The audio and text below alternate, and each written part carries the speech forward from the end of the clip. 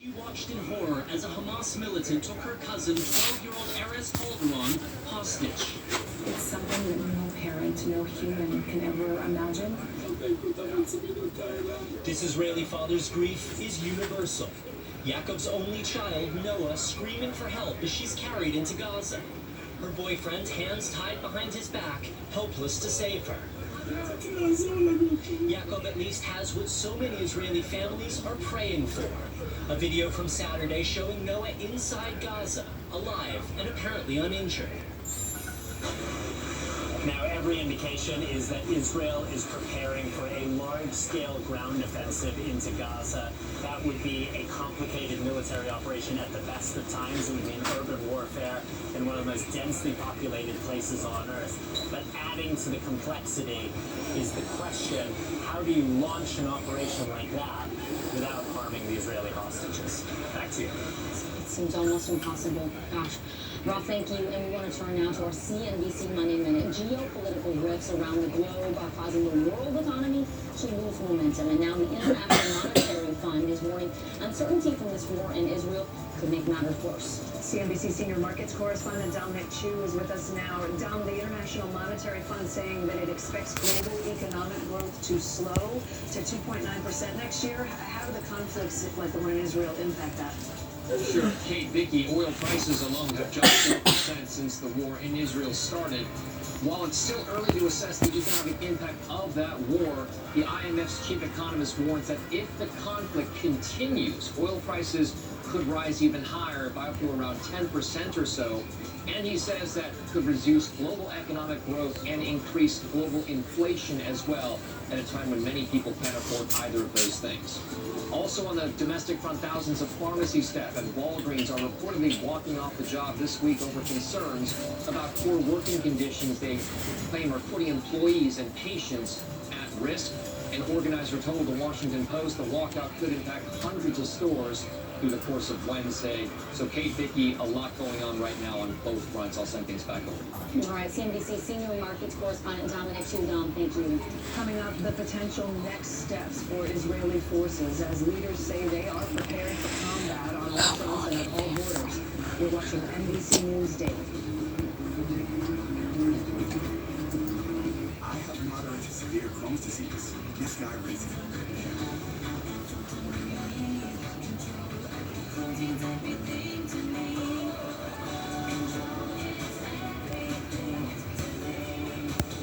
significant symptom relief with Skyrizi, including less abdominal pain and fewer bowel movements at 4 weeks. Skyrizi is the first and only IL-23 inhibitor for Crohn's that can deliver both clinical remission and endoscopic improvement. The majority of people on Skyrizi achieve long-lasting remission at 1 year.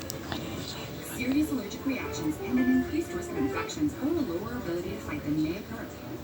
Tell your doctor if you have an infection or symptoms, had a vaccine or plan to. Liver problems may occur in Crohn's disease. Ask your gastroenterologist how you can take control of your Crohn's with Skyrizi.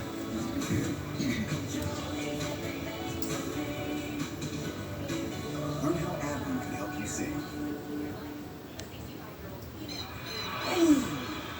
Refill? Help yourself, man. Dude, dog food in the fridge? It's not dog food. It's fresh pet. Real meat, real veggies. Real weird.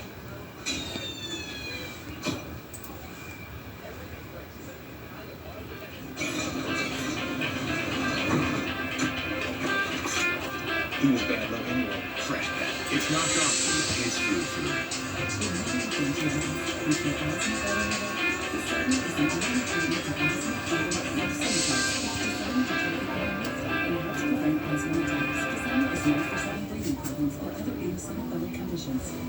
Allergic reactions may occur. Don't stop your asthma treatment without talking with your doctor. Tell your doctor if your asthma worsens. Headache and sore throat may occur. Tell your doctor if you have a parasitic infection. Get back to bed early. Ask your doctor about the same.